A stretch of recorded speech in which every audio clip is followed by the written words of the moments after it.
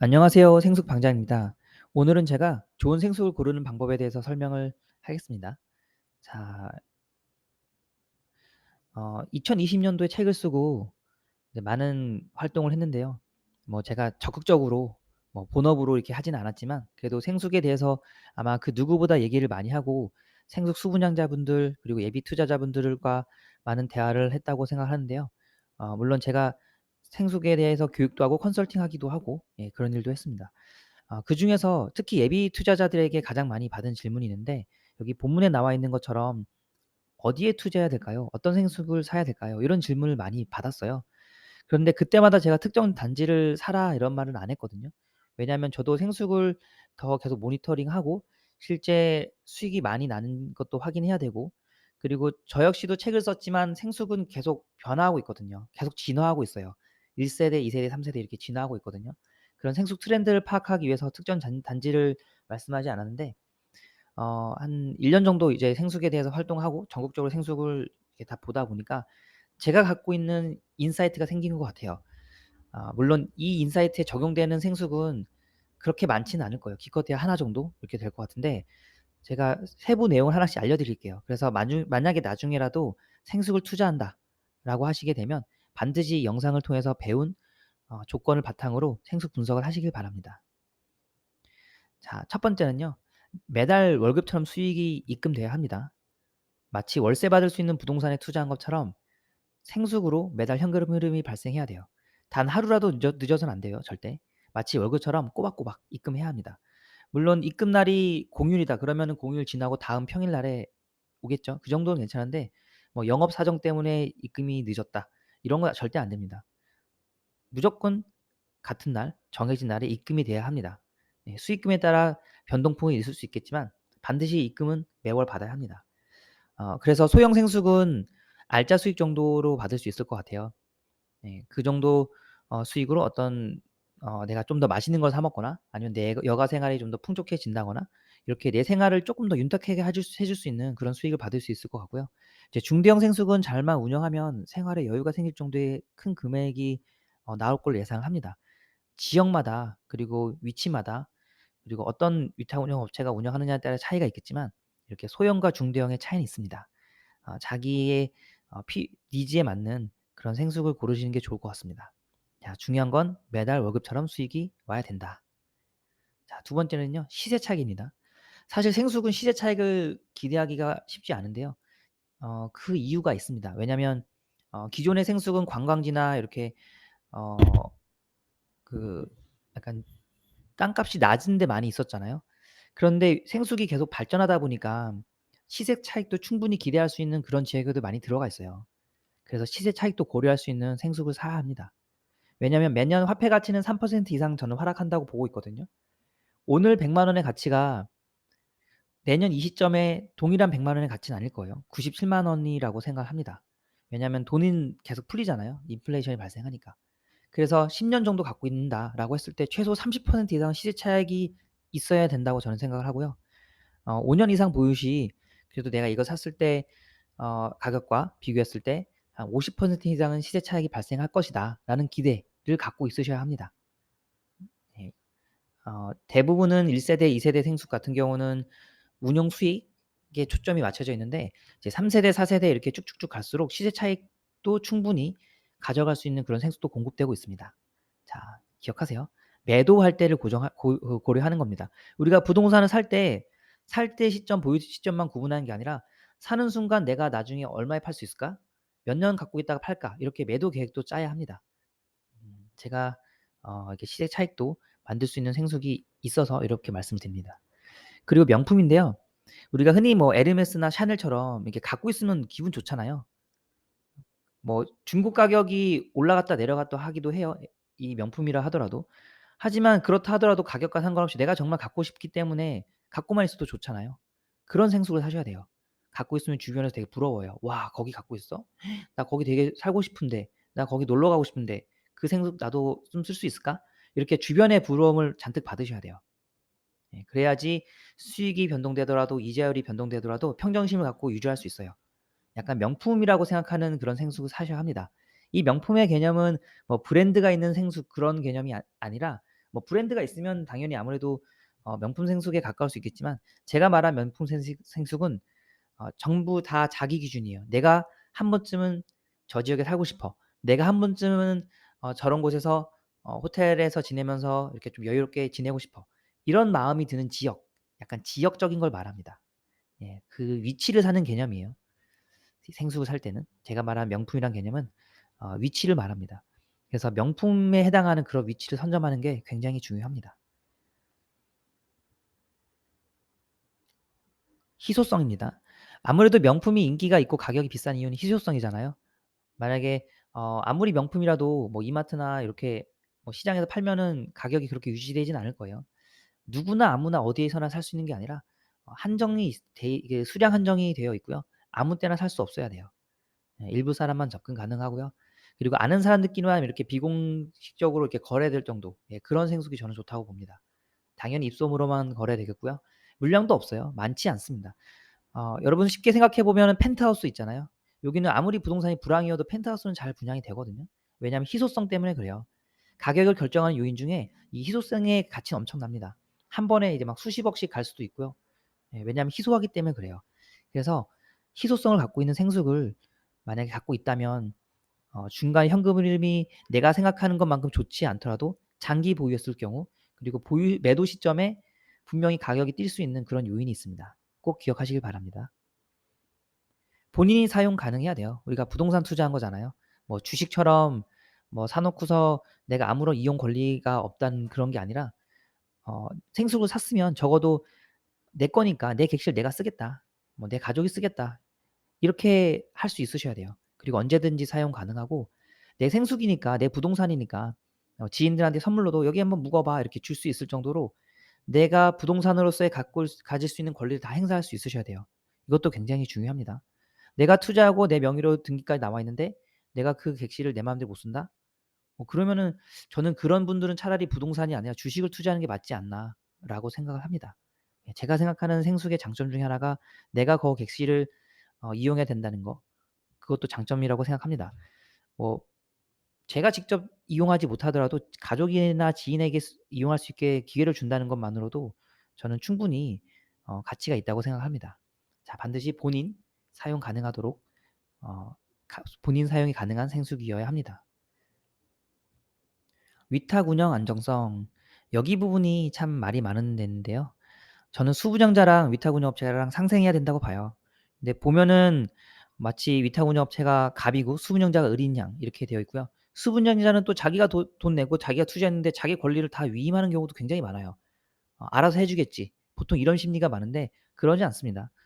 자기 재산이기 때문에 자기가 확실하게 의사 표현을 해야 합니다. 객실이 팔려야 수수료를 지급하는 조건이 저는 좋아요. 만약 객실 못 팔면 "너네 위탁 운영 업체도 수수료 가져가지 마." 이렇게 해야지 서로 '내가 이걸 잘 운영해야지.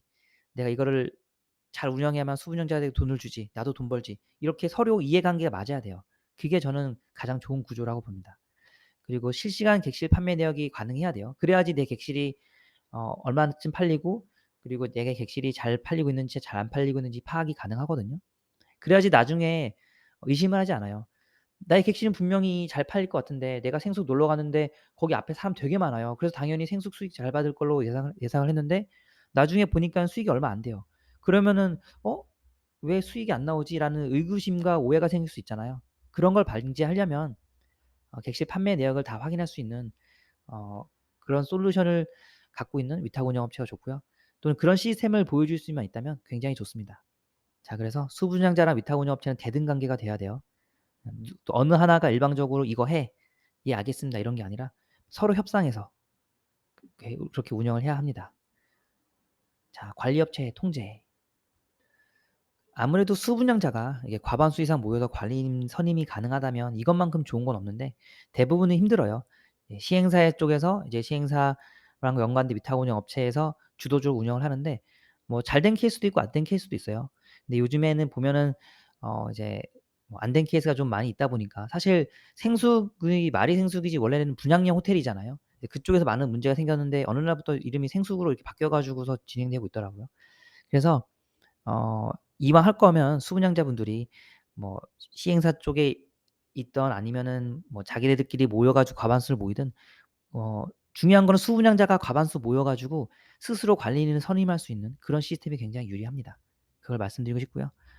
수분양자의 이익을 고려한 공정한 건물 관리, 뭐 인원을 뭐 과대하게 많이 뽑거나 뭐 이렇게 하는 거를 막자는 취지로 말씀드릴 거고요. 보통은 수분양자가 이게 선정한 관리인이 되면요, 요런 부분 어느 정도 컨트롤이 가능합니다. 그리고 요즘에는 많이 오픈화되어 있기 때문에 생각보다 뭐 비리나 부정행위 해징이 저지르는 게 쉽진 않아요. 하지만 신뢰성을 쌓고 실 그 상 그 수분양자, 위탁 운영업체 모두가 서로 믿고 그렇게 운영할 수 있게 하기 위해서는 의심의 소지를 줄이는 건 필요합니다. 자, 투명한 내부 행정 및 회계 감시를 할 수 있으셔야 되고요. 이걸 뭐 개인이 잘 못하잖아요. 그렇기 때문에 수운영자가 선정한 관리인이 이런 업무도 할 수 있으셔야 되고, 그런 일을 하고 있는 생수기라면은 아무래도 어 관리 안정성이 많이 올라갑니다. 그리고 보통 한 달에 한 번씩 이제 관리위원회, 뭐 관리단장, 뭐 수장님 이렇게 해서 회의를 하거든요. 그런 내용들이 좀 공유가 돼서 '운영이 잘 되고 있다. 건물 관리가 잘 되고 있다.' 이런 내용도 확인할 수 있으면 좋습니다. 이거는 정말 꿀팁인데요. 관리비 절감이 가능해야 돼요. 어떤 거냐면 관리비에서도 쉽게 말하면 직접 관리비가 있고 간접 관리비가 있는데, 관리비 외에 다른 계정으로 만들 수 있는 수익이 있어야 돼요. 예를 들면 뭐 빌딩으로 치면은 옥외 광고, 이렇게 보면은 빌딩 위에 옥상에 광고판 있잖아요. 그런 거 광고 수익. 또는 건물 내에 어떤 홍보물 같은 거 비치할 수 있는 공간, 보통 게시판 밑에 있잖아요. 거기에서 그 자리를 렌트를 주고서 광고 수익 받는 거, 요렇게. 직접 건물 관리비랑 관련이 없는 관리비 외에 수익이 발생할 수 있으셔야 돼요. 그런 수익이 발생할 수 있는 생수기라면 분명히 위치도 좋고, 그리고 유동 인구도 많기 때문에 매도 차익도 기대된다고 보거든요. 그래서 관리비를 절감할 수 있는 관리비 외 수익을 잡으셔야 돼요. 요즘에 뜨는 거는 전기차 충전인데요. 예. 전기차 충전으로도 수익을 낼 수 있는 방법이 있습니다. 자, 그래서 관리비를 절감할 수 있는 솔루션을 갖고 있느냐, 그런 방법이 있느냐, 그리고 그 생수기에서 실제 그렇게 노력을 하고 있고 실행되고 있느냐 확인하는 것이 중요합니다. 일시적인 관리비 외 수익이 아니라 지속적인 관리비 외 수익이 발생해야 돼요. 네, 여기에 대해서도 나중에 한번 제가 자세히 설명드리겠습니다. 숙박객들이요. 국내 관광객 그리고 해외 관광객 이렇게 둘 다 오셔야 돼요. 왜냐하면 안정적인 객실 수익과 연관이 있는데요. 국내 관광 수요가 감소하면 이제 해외에서 메꿀 수 있고, 해외 관광 수요가 감소하면 국내에서 메꿀 수 있어요. 예를 들면 이번에 뭐 코로나 같은 경우에는 해외에서 많이 못 왔잖아요. 그러면 상대적으로 국내 관광객이 많이 오게 돼요. 예. 그러면 일정한 수준을 또 유지할 수 있겠죠. 이제 코로나가 좀 끝나가면서 해외 관광객이 많이 올 거잖아요. 그러면서 해외 관광객 비중이 늘어나고 국내 관광객 비중이 쪼끔 줄어들고, 물론 다 같이 수가 많이 늘어나면 좋긴 하겠지만 이렇게 비율이 어느 정도 왔다 갔다 하게 되어 있습니다. 반면에 국내 관광객 위주로 하는 데는요, 좀 리스크가 있을 수는 있어요, 아무래도. 거의 수익이 이렇게 정체돼 있을 수 있기 때문에 반드시 국내 관광객, 해외 관광객에게 모두 매력적인 지역에 있는 생수기여야 합니다. 그래야지 외부 환경 변화에 대응이 가능하고요. 마케팅 전략 측면에서도 국내뿐만 아니라 해외까지 같이 짤 수 있는 그런 요인도 될 수 있습니다. 그래서 그 지역이 내가 생각하는 투자하고 싶어 하는 생수기 국내뿐만 아니라 해외에서도 관광 수요가 있는 그런 위치에 있다면 굉장히 좋습니다. 자, 저렴한 가격. 앞에 거를 다 만족시키는데 가격이 저렴하다. 굉장히 좋죠. 우리가 뭐 갑부들이 살 수 있는 게 아니라 중산층 이상이 충분히 매수할 수 있는 그 정도 가격을 말씀드린 거고요. 사회 초년생부터 은퇴 예정자까지 뭐 '한 번쯤은 이 정도는 할 수 있어.'라는 마음에 드는 가격을 갖고 있는 생수기여야 해요. 너무 고액 생수는요, 우리 일반 사람들 범위에서 넘어선 것 같아요. 그래서 제가 말씀드리고 싶은 거는 대다수의 일반 사람들이 충분히 재정적인 어떤 기법을 발휘해서 살 수 있는 생수를 말하는데, 그중에서도 저렴하다는 거는 이런 거예요. 만약에 아파트를 예를 들면 분양을 해요. 그런데 아파트 분양 가격이 뭐 서울시랑 아니면은 저기 어디 뭐 읍면 동단위에 있는 아파트랑 이렇게 분양을 하는데 가격이 비슷해요. 그러면 상대 가격을 봤을 때 어디가 더 저렴할까요? 예, 서울에 있는 아파트가 더 저렴할 거예요. 물론 현실적으로 이렇게 있는 경우는 거의 없는데, 어 제가 이제 이해를 돕고자 설명드린 거예요. 저렴한 가격이라는 거는 상대 가격을 말해요. 내가 생각하기에는 A라는 지역은 훨씬 더 비싸고 관광객들이 많이 찾는 지역이고 그 실제 번화가에 위치해 있고 땅값도 비싸. 그런데 다른 생수군 사람도 별로 없고 오로지 관광 수용만 있는데 저기랑 가격 차가 별로 안 나. 그러면 상대 가격을 비교했을 때 어디가 더 저렴할까요? 네, 그걸 말씀드리고 싶습니다. 그리고 외지인 투자자가 많이 있어야 돼요. 보통 부동산 가격 올리는 거는요 다 외지인이에요. 그래서 보통 이제 생수기 있는 지역 외에 다른 사람들이 봤을 때 '아 저긴 너무 괜찮아.'라고 만족을 느낄 수 있는 그런 지역이어야 합니다. 예, 부동산 가격은 다 외지인들이 올려요. 예. 이것을 잘 기억해 주시면 좋겠고요. 물론 그 지역이 지역 주민들한테는 되게 비싸고 저기 갖고 싶고 살고 싶은 지역이기도 해요. 예. 그런 지역이 그 이미지도 좋고요. 나중에 사고 팔 때 할 때도 좋습니다. 제가 저렴한 가격 이익을 갖고 있는 생수가 알고 있습니다. 자, 직거래예요. 부동산에 물건을 이렇게 내잖아요. 부동산에 "내 거 팔아 주세요." 뭐 이거 "물건 알아봐 주세요." 그러는데 이렇게 나가기 전에 대부분 거래가 좀 되는 편이에요. 투자자 사이에서 거래가 되기도 하고요. 왜냐하면 투자자 그룹이 있잖아요. 요즘엔 온라인 커뮤니티도 많이 활성화되어 있기 때문에 뭐 자기들끼리 서로 사고 팔고 이렇게 해요. 어 "나는 하나 더 갖고 싶어. 나는 하나 더 줄일래." 이렇게 해서 내부적으로 또는 뭐 부동산 나가기 전에 다른 부동산 커뮤니티에서 팔리는 경우를 좀 많이 봤고요. 직거래하게 되면 아무래도 중개 수수료는 0 원이잖아요.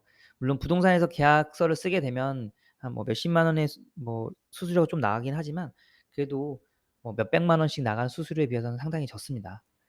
그리고 직거래를 하게 되면 보통 우리가 생수 객실에 세팅할 때 뭐 몇백 단에서 몇천 단위까지 많이 나가거든요.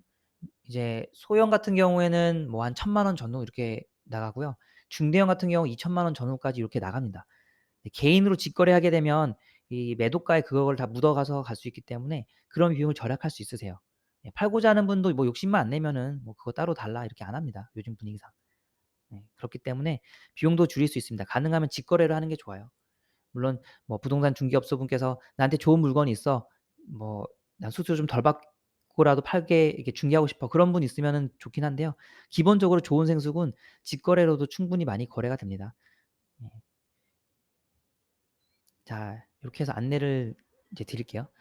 생수 투자에서 고려해야 할 모든 조건을 제가 설명을 했고요. 아무래도 기존에 생수에 투자한 수만 명 이상의 생수 투자자분들도 공감할 만한 내용이라고 생각을 해요. 이제 요런 조건들은 제가 올 한해 수백 명의 생수 투자자들과 상담하면서 들은 고민과 그리고 바라는 점을 어느 정도 모은 것도 있고요. 또 제가 교육이랑 컨설팅하면서 알게 된 노하우도 있습니다. 저만 인사이트를 정리했습니다. 그래서 이 조건들을 잘 활용해서 생수 투자할 때 고민하신다면 '성공적인 투자가 될 수 있지 않을까.'라고 생각을 하고 있고요. 어 이 조건을 충족하는 생수기 있습니다. 네. 저는 어 제가 요런 물건들도 갖고 있는 분들도 알고 있는데요. 혹시 궁금하신 분은 영상 하단에 저 링크 있으니까 거기 통해서 문의해 주시면 제가 알려 드리도록 하겠습니다. 뭐 제가 이걸 뭐 알려준다고 해서 저한테 뭐 돈이 떨어지거나 이런 건 하나도 없어요. 정말 순수하게 제가 '아 이 정도는 정말 괜찮아.'라는 걸 알려 드리고 싶습니다. 자, 오늘 여기까지 하고요. 뭐 궁금한 거나 질문 있으시면 저한테 따로 연락 주세요. 그럼 제가 답변해 드리도록 하겠습니다. 네, 올 한 해 모두 고생하셨고 즐거운 크리스마스 되세요. 감사합니다.